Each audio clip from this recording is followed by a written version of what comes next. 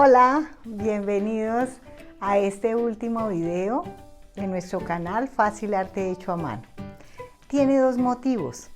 El primero, agradecerles infinitamente de todo corazón el apoyo que me han dado este año.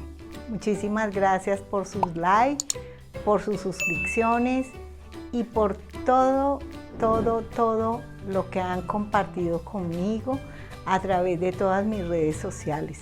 Voy a hacer una rifa de estas 3 mochilas entre todos los suscriptores del canal y sobre todo los que comenten este video y me digan que sí quieren participar en la rifa.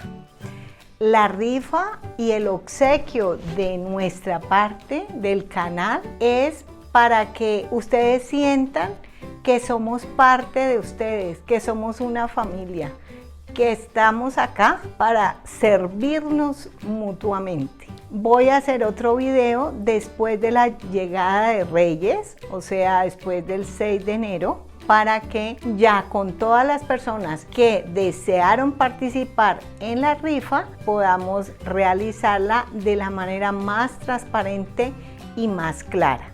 Muchísimas gracias a todos por estar ahí. Un abrazo fuertísimo para este 2022 que nos llega con mucho optimismo, con mucha esperanza de que ya vamos a vislumbrar nuevos cambios y que vamos a tener muchísima esperanza en que todo va a ser mejor.